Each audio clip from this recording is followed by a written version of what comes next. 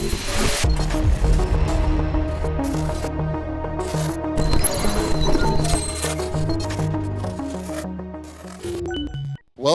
to the Silicon Slopes Friday Conversations. Today we're here with Ethan Lowe and Tom Farr, who are the founders of Swolery. How are you guys? Good, how about you? It is a pretty good day. Pretty good day. And you guys are the youngest in age and probably the youngest in company life cycle to be up here. So kudos to you, and we'll have a fun day. We're going to open it up for the audience to ask some questions here in a little while. So I think it's a unique opportunity to ask entrepreneurs who are just starting their journey. And feel free, if you have any cool advice, sprinkle that in as well. But let's start with the founding story of Swolery. Where did the idea come from? Where did the inspiration come from? Why are you guys doing what you're doing? For sure. Me and Tom met at a collaborative high school. While we were there, we were doing a business class, and we were on our way down to St. George for a trip, and we were like, we should start a business together. Like, it just kind of popped in our heads. We were both pretty entrepreneurial minded, and we didn't really have a pure idea of like, okay, what business are we going to start? But we just started thinking about it more. We both, we realized we're huge into the gym together. Tom's bigger than me, but I still try. And we were down and we find these products that we were able to source, and we were like, you know what, this could really work, right? I was also born with congenital heart disease, so my whole life, I've been struggling to keep up with the rest of people as far as athleticism goes. And I saw these and I was like, this could kind of be the best way to show other people motivation. If I can keep up with people in the gym, anyone can, right? So we found these products. I remember it was November 14th of last year. Yep. And we had our first sale online. And that's when we knew, we were like, oh, this could actually work. Like, this is not just a business idea anymore. This is a business. So, we started taking off from there. Can you tell them about Invest in Us? So at that CTE school, what we got to do is work with a bunch of industries, and one of the big ones was this big industry called Invest in Us. And so it was a group that created a Shark Tank event for a bunch of students, a part of high schools, to go be a part of. And so what we were able to do, we were able to help run that event and find people that were involved with that. And so with that, we got a bunch of people to pour money into it so that we could give the winner $10,000. And we were able to also actually be in that event, and we got second place and won $5,000 to put that into our business as well. And so with that, that also helped us a lot to kind of jumpstart our business and be able to work on everything that we did, especially when we're just teenagers and stuff. We don't have $5,000 to pour into a business that we just started and everything. And so that was something really good. And another thing that we really thought was cool was everyone, I think it was kind of like a fad last year, especially drop shipping kind of became big, and it was anyone can do it and stuff. And so that was kind of the heart of when we started this, because first of all, we were young teenagers. We didn't know how to run a business. We didn't know any of these aspects yet. And so we saw this, and you don't have to have a lot of capita to start this. And so we started doing it by drop shipping. But over time, I think what we've done is we've been able to find suppliers and find more people to manufacture jewelry instead of actually just sourcing it through AliExpress or something like that. And so I think over time we're able to understand the business, understand that it's not just about drop shipping, and that we can actually make this more than just a drop shipping business and make it more than that. Very cool. For those that don't know, for example, me, I just went to the website today, and it's cool. It's thunder clouds and lightning. But what do you guys do? What do you sell? What are your products? Yeah, so we're a gym-themed jewelry and accessories and apparel brand. We have a huge focus on bracelets, necklaces, keychains. They're all centered around the gym and motivation. So Swolery stands for Swole Jewelry, which it's all about being in the gym, getting to your best potential, realizing that. And so you probably can't see from up here, but we have dumbbell bracelets. We've made pendants with dumbbells on them. We've worked with Bucked Up with making them their own bracelets and necklaces right now with pendants. So we're just we're in the business of making jewelry and apparel for gym rats and lovers alike. Very cool. So you mentioned a little capital through winning a pitch competition. You've got to get your ducks in a row for that, right? Like, there's certain things the judges probably want and need. You mentioned drop shipping, and there's a lot that goes into that sale, right? Like, a lot of people keep their first dollar that they ever made, but ultimately you landed on the concept of jewelry, and the manufacturing of is not like that, right? Like, you guys have to have a little design, a little drawing, then you have to find people that actually makes it. So who sources your jewelry? We work with just like suppliers through Alibaba's a great website to actually find, like, you can just start an inquiry, like, I need this type of jewelry in this quantity, and a lot of people will, like, quote you for it, and so we're able to just find through that. I don't actually know the exact one we use right now, like the name, because it's mainly just, Alibaba's kind of the name for it, right? But yeah, we're just able to use that pretty efficiently. And me and Tom, we're both pretty creative. Like, we'll design something together, we'll bounce it off each other, and then Yeah, for sure. send it over. So how long does it take from in your brain to on a piece of paper or some 3D CAD drawing software to the supplier manufacturer to somebody's wrist? I think maybe the longest part is probably gonna be designing, because when it comes to a design, obviously you have to go through these softwares or whatever you want to design stuff on, because you can draw a picture and send that to somebody and they can be like, how am I supposed to make this, And so I think around a month is what we kind of have right now, especially from an idea to actually getting it to our step, especially with shipping and stuff like that. And so that's kind of the big thing. But other than that, I would say around a month, and sometimes it can be less depending on clothing or whatever else. Yeah, like a lot of our clothing, we source it through a printer in Ogden. He's a good friend of ours now, and so he's able to get these wholesale prices on clothes. We just have him print, ship it to us. That's usually 3 weeks. We'll do a pre-order on our website sometimes. Sometimes we'll just straight drop it, and then we'll ship it out the day we get the order or the day the pre-order's closed. So you're looking at a month, maybe a month and a week from the time we have the idea to the time it's actually in someone's hands. So Okay. So there's a story behind this. You mentioned, with your heart issues, and going to the gym. Some people most people don't go. And then there's a group that goes and they don't like it, but they keep going, right? Which is cool. So the branding, the marketing, how do you guys tie in the story to ultimately help motivate these people? Because it is something they'll see, right, if they're doing bench press or whatever. I think one of the things that we started from the beginning was kind of saying progress over excuses, and maybe at first we were just saying it to say it, but more especially with his heart stuff, and even growing up as a teenager, I think we can all be a little self-conscious about ourselves, but we kind of came up with progress over excuses, and that's for everyone, even if you don't go to the gym in your daily life, so it's just a reminder to say. And so we don't have a necklace of that yet, but we're working on one right now. But I think that's one of the big things that we live by, and we incorporate that with our social media. It's in our bio on our Instagram.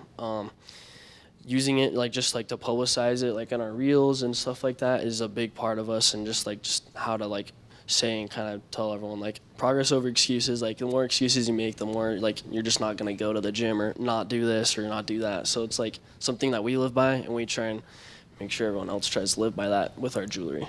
Yeah. So there's fun parts of growing a business, and then if people are actually honest, there's unfun or not fun parts. I noticed you guys didn't ask me to be the model on Instagram, right? Not But yet. there's some hot dudes, and they clearly go to the gym a lot, and they're rocking your gear, and there's a whole strategy with influencers, and it's not my area of expertise, but that seems kind of like the fun part. And then you've got the dealing with pricing or suppliers, or where did that shipment go, or you said you were going to do this and you didn't, getting ripped off. How did you guys, and how are you guys dividing up the division of duties? Because at some point you might hire somebody, right? And that's called human resources. Yeah. And there's probably forms and tax stuff. Who's going to deal with that? Who's going to deal with the fun? Who's going to deal with the middle of the road stuff? How did you guys figure that out? I think rule of thumb, I do the fun stuff, Tom does the business stuff. But no, we've split it up. I'd say we're 50-50 on everything, and when a problem arises, it's just kind of like, okay, who do we think can do it better? So we like actually set like names, like Tom's CFO, I'm CMO as of like a few months ago. And so I focus a lot on getting photo shoots together, getting, product out there. Tom focuses a lot on, financial side of it. A lot of photo shoots too. He's really good at photography. But, in the future when we're like dealing with, we're hiring people, we got to file a W-4, all this fun stuff. Like, I think we both look at it and we just see Yeah, for sure. who knows what better, know? Gotcha. And the social media, for example, right? Again, not my area of expertise, but how do you guys know what's working and what's not working? Numbers. I don't run the social media, but there was a point when we both kind of tried to piggyback off of each other. But we both use social media, right? So it's probably more a question to ask him. But numbers, of course. Just you can look at analytics with posts, right? So Reels, Instagram's algorithms has been pushing Reels a lot the last year or so, but it's actually, well, even longer than that, but it's died off a little bit lately. So, I'm trying to adjust to that. Like, I've noticed, we've grown our following, but we haven't grown as many likes on our posts, and I'm like, why is that? So a lot of it's just the quality of your content. Is it engaging? Does it hook someone in? And if it does and it's not performing well, then, maybe you're hashtagging things weird. Maybe you're targeting the wrong audience. So a lot of it's just knowing exactly who your customer segment is, right? Knowing what they want to see, putting that out there. If one post gets 200 likes and then the next one gets 50, then I look back at the 200 and think, I did this way better on the 200. I'll just try and copy and paste that, right? We love doing collaborative posts with people we work with, other companies, whatever, because that'll get their following and our following to see the post, and those posts do the best, like, every time. So, it's really just comes down to the numbers and it's pretty simple to see, okay, this one got this many views, this one didn't, what's different? Okay. But ultimately, like, the numbers you care the most about is, like, moving product and revenue, right? So do you see a direct correlation to a social media campaign that was well run, and does it translate into you're shipping more product? Yeah, for sure. We're still working on getting our social media down as far as marketing goes. We've spent very little money on ads, which, like, most of our growth has been purely organic. Like, our sales, we don't do a lot of marketing for it. And we're finally, like, getting to the point where we understand marketing so we can actually do it. And so that's been a process. But now that we understand it better, we're able to see that correlation a bit more. But a lot of our sales don't directly come off of our Instagram. It's just word of mouth, or Shopify has an app called the Shop app. That thing's amazing. It just exists, and kind of like Amazon, if your product gets bought, it'll get suggested to other people. So we're definitely trying to see a correlation with that, and I'm sure we'll see it once we spend a lot more money on ads. And ultimately, the pricing, what is the pricing for some of your products? How did you land on that? Are the margins good on some, not as good as others? Are there any loss leaders? This is the not fun stuff, I think, right? Because you're going to have spreadsheets and things like that. This isn't the favorite thing to do, of course. I'm not on the fun side of it, apparently. But I think, like, for something like a necklace, we usually charge like $10 to $12 at the most. And so we feel like that's a really good price point, especially for, people our age. We're not looking to buy something that's like $40, $50, especially if we're this young. Like, maybe if you're an adult and you want to buy like a necklace that'll last you forever, then yeah, of course. But like, when we're our age, like, we're going to lose things and stuff, and that's just part of life. And so we find it's a good price point for that. And then also with bracelets, it's like $8 to $10 as well. And so for things like that, it's like we're just trying to get into the market, of course. Maybe down the road we could totally like manufacture more expensive jewelry, but I think this is like a good way to kind of come up into it where it's inexpensive, something that's easily accessible, and something that like people our age can buy. Yeah, and as far as margins go, it's like most of our jewelry is around 80%, so we're able to, get things for like $3 to $4, sell them 10 to 12, maybe even 15 is our price range. So we have other costs that can eat up at the margins, but as far as just like if you bought something right off the website and we had it in stock already, we'd make like 80-90% profit margins, which is pretty good. The clothing side of it, which we've delved into recently, that's where you get loss leaders or just way lower. Industry standard would be at like 30 to 40%, and we're probably 25 to 30% right now, which not amazing, but it's definitely harder to sell clothing than it is to sell jewelry in our brand. Yeah. We've had a lot of consumer goods companies on this stage, and they all started somewhere, right? Like, and a lot of them have gotten really big, and now they're kind of behemoths. But there's a saying, right? Like, that dog won't hunt. And you guys probably have some products that perform better than others. You probably have some favorites. You probably have some that you're emotionally tied to, but that dog won't hunt. What is your best selling products, and have you guys evolved to a point where you can tell this particular one is not working, and we're going to put it out to pasture?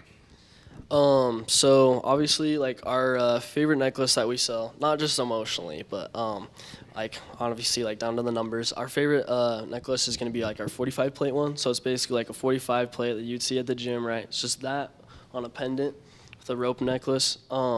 That one's like our best seller. That's kind of got us like our big breakthrough. I think like at the beginning we started with like dumbbell bracelets, and of course like those weren't necklaces and stuff, and so maybe those were good accessories, but then once that necklace came, I think that kind of gave us a little bit more momentum because it was just something different to introduce, and that's been our favorite. Have you had any that are just duds and you gotta? There's been a couple. It's more like colors of certain ones. Like we had these. They're pretty cool. They're a stainless steel Cuban link, and it's got a dumbbell on it. Those bad boys retail for $15, so that's a bigger seller. But anytime someone likes it, they'll buy it on the spot. It's a really good seller for the people that like it, But we had two colors on it, a rose gold and a gold, that we'd sold like one or two at in total.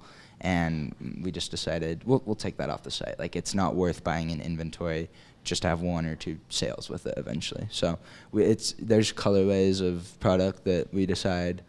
I fought hard for the rose gold and gold. I was like, but they could still be on the website. But Tom was right. I was like, you know what? It's not furthering our brand right now. So. Yeah. We've talked a lot about social media, but there's a lot of ways to skin the cat, right? So like, if you're going to sell me something, it won't be through social media. It might be the website, but even then, probably not. It's just not. I'm like an 88-year-old person. Like, it's either in person or not at all. But having said that, like, if I came across you guys at a farmer's market or some fair, I would buy just because you're nice and you're young and you've got like a full tank of gas, and it's impressive, right? What do I care? I'll spend $20 to help you guys. Yeah, what other ways are you guys getting product into people's hands? What do you think's working? And then ultimately, what are your future plans to move more product? For sure. We do farmer markets. We try and find everyone possible. I'm up in Cache Valley at Utah State. Tom's at Weber and Ogden, so we're able to kind of divide and conquer events that way. We love to sell there. We make the most money when we're there because of people that appreciate the product or just appreciate the fact that we're selling it. We work with Bucked Up, right? So we met them at an entrepreneur event. They're amazing. Love Jeff and Ryan. And they were able to sell at 3 of their stores right now. They're opening a City Creek location, and they buy from us probably. We just wholesale to them. They buy, every 2 weeks or so from us probably? Yeah, they sell within like 2 weeks most of the time. Yeah, so they're frequently buying from us. I see a lot of potential, I know you do too, Tom, like with other retailers like this, right? Like the goal would be to have, GNC having a display in every one of their stores of ours because it goes hand in hand. The people buying supplements there are the people buying our bracelets. So a lot of that, you can tell them about like Utah Warriors. Yeah. So I guess like one of the biggest things, got a message on LinkedIn the other day from a sales representative from the Utah Warriors. It's a rugby team. Oh, I know. So yeah, there you go. She reached out to me and she was asking about collaboration. So we're having a meeting with her soon. We're gonna figure out how we could make that work. But I think that was probably one of the coolest things.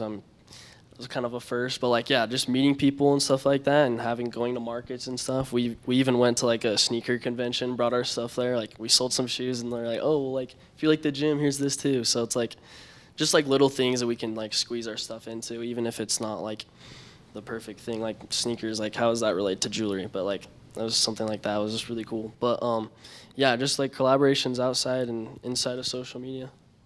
I love it. Yeah, the Utah Warriors are a longtime partner, and a Utah Warriors game is the best way you can spend a Saturday afternoon. Way better than every other sporting event in Utah. So you picked the right partners there. Yeah. The world's your oyster. I'm kind of jealous sitting here, old and fat, and you guys are opposite. You're going to have a couple of failures, but you guys are like partnering with Bucked Up, right? Like they were here 2 months ago, and the Bucked Up brothers fist fight each other. They talked about it in detail, like they fought fists out on I-15, right out there, not that long ago, right? So everyone's got their own speed. Their speed is very fast and aggressive, and that's how they settle disputes. I don't think that's how you guys do, but what do you guys do when you have disagreements on the direction of the business? That's a good question. It is a good question. I don't know. I think over time we both kind of just come to a conclusion. I mean, I guess like one example was like when we had like those bracelets and stuff. Like, I don't know. I guess like when you see something on a website that doesn't sell, it's like you don't necessarily see a reason to keep selling it and stuff. And like as much as like you still want to have it, that you can always get that product back. And so like I think when you find like a good middle and in between to kind of figure things out, and especially like if his idea is better, like obviously that's the better idea to go with. Yeah. We'll ask a lot of outside people too. We have a group of friends that all want to see us succeed, and we call them the Council of Swolery as a joke because it sounds cool. But we'll text the council, be like, guys, what's your thought on this shirt? Like maybe Tom has designed A for it, I've designed B, and they'll say we say A. So I'm like, okay, like the people have spoken. I wouldn't want to do something people don't want. Outside, like we'll ask our parents. They're huge support anytime. But we don't really have a ton of disputes, I'd say. It's just more like how do we get our like message across in the best possible, cleanest way. So if one of us is out of line with that, it's pretty easy for the other to just knock them back in, Yeah. So you don't fist fight, though? Not usually. Not yet, I guess. Yeah. All right, that's good. Tom can bench more than me, so that'd be a tough one. That is one of the questions I'll have later. But let's get the microphone out. For those in the audience, get your courage up. Get your questions ready for Ethan and Tom. You guys, you mentioned you're both in school. How much time are you able to dedicate to the business versus dating and going to school and being a college kid? Life's busy for sure. Yeah. I don't know if I could put exact hours on it, but I try and spend like 1 or 2 hours a day doing something for the business. And if we have to fulfill orders, that takes an hour or two of the day, and that has to be done. I'll do it. But Tom does all the order fulfillment right now, so that definitely takes a decent chunk of your time. So fun. Yeah, no, definitely. I think it's kind of like, it's just like we try and work around it the best we can and stuff. And even if you're at school and it's like something that like, I don't know, if you doze off, it's like you're just looking through suppliers like, oh, maybe I can do this today. Or like, I don't know, just like things like that. I think like we balance it out pretty well, but it's definitely been like hectic with like school and everything, but.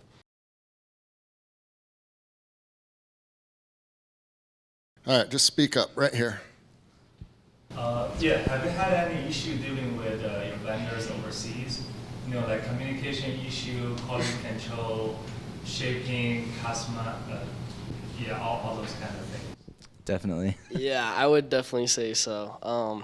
I think communication's probably a big one. I think they use like Google Translate probably to talk to us or something. But I think kind of being like really specific is something that we've really had to like learn and stuff, because like if you're not absolutely specific, you're not going to get like what you want out of it. Yeah, for sure. Sometimes it's hard to convey your message just with like words and pictures versus, I don't know, something about being in person is just easier. So sometimes like we got in a new women's line of necklaces that we're releasing on Monday, and they had messed up some of them. Some of them were a little less good on the quality side than we expected. And so, we reach out, we figure it out, Sometimes they don't really hear how we're describing a detail of how we want something to look finished. And so it's definitely not the easiest. We're thinking in the future we'll take a trip out to China or Japan and actually find a supplier we can shake hands with versus just texting. So it's not the easiest, but it's probably it's the best that we have right now, you know. Okay, so you guys have done multiple products. So how do you decide which suppliers are doing which products? And also, in the example of the necklaces for the women's line, is that the same supplier that had different finishes and you had to talk to them about? So I just want to kind of see the supplier picture.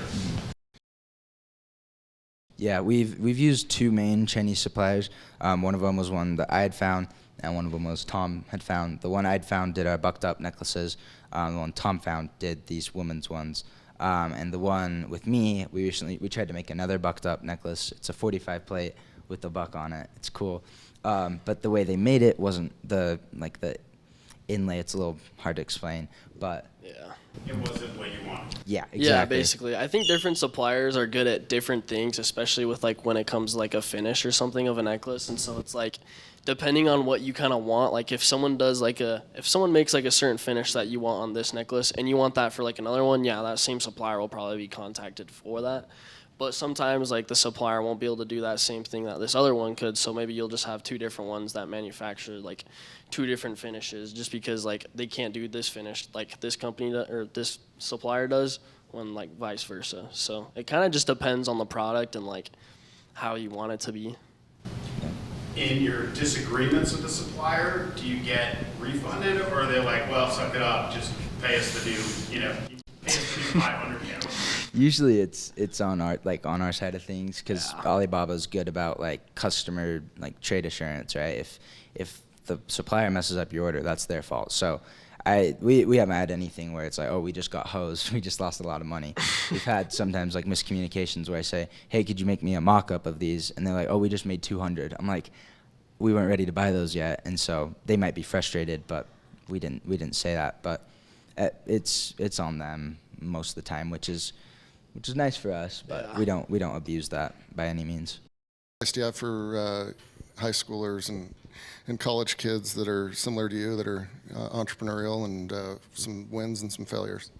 I would just say start as soon as you can. I wish we would have started this like Seriously. early high school. I think like the main thing like in high school is like everyone's trying to be cool and stuff, and I think the main thing is like if you want to do something, do it when you're young, because like yeah, we still did it when we were 17 years old, but like we wish we would have done it when we were 16 or 15. Like even if we couldn't have had the actual ownership in our names, like we wish we would have started it earlier because there's so much more potential we could have had out of it.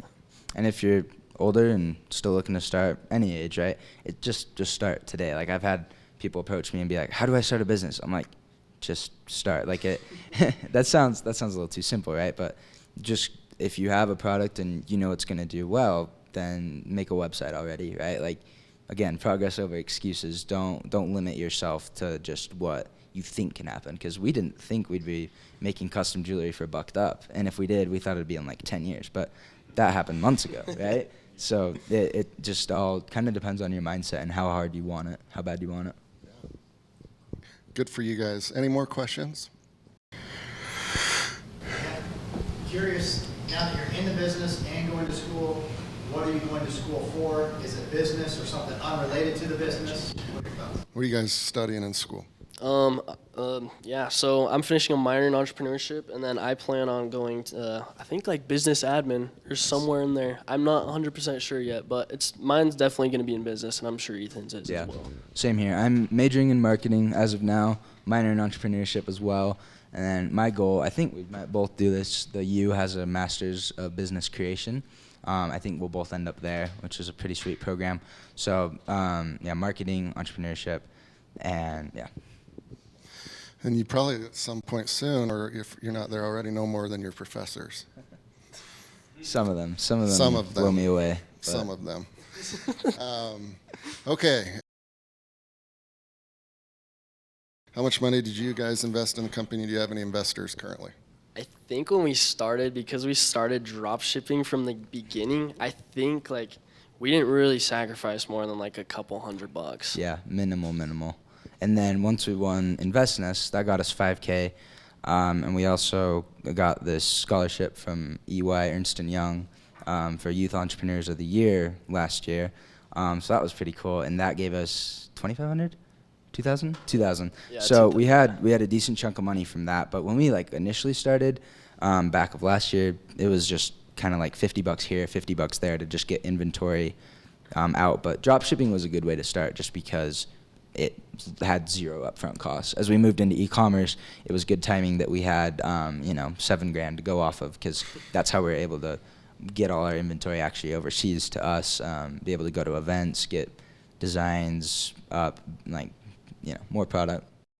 What's your goal, and where do you see the business going and for 3 to 4 years? Is that, yeah. So we want to just motivate everybody. I think obviously with progress over excuses, we want to be able to motivate everybody, and to go to the gym and just motivation to do whatever they want to do. One big thing is at the get-go, we're talking to some football coaches about getting jewelry to their athletes and stuff, and I think we want to circle around and manufacture jewelry for other sports teams and stuff. I think that'd be awesome and kind of help them maybe get motivated to if they have a necklace that's gold for you bench the most or whatever, just to help push and motivate these athletes to do better in what they do. Yeah.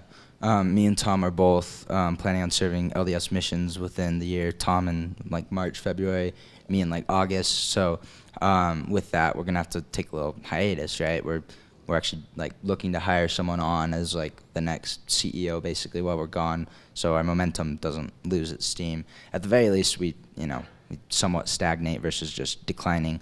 And then when we're back, we're hoping to open up a retail location. That's in the books. We're hoping to expand more with Bucked Up, GNC, more stores like that, and more collegiate teams, high school teams. We have a pretty well thought plan of how to actually penetrate into these sectors. We have some pretty good connections to do that, but we're always looking for people who are willing to put a sports team on with us, or any sort of athletic group or anything like that. So 3-4 years, we're hoping to have a lot more people selling our things than right now. Very cool. It sounds like you need another co-founder if you guys are going to be gone for a while. Third one. Basically. Yeah.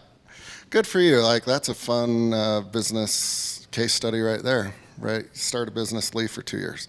Seriously. Yeah. Good for you guys. Well, thank you so much, Ethan and Tom, for joining us here today. Congrats on all of your success. Congrats on starting it, right? And I'm sure your parents are very proud of both of you, so kudos to you guys on that. Last question, how much can you bench press, Tom? 245. Ethan? My doctor said I shouldn't go above 100, but 200. There you go. Okay, thank you guys. Appreciate it.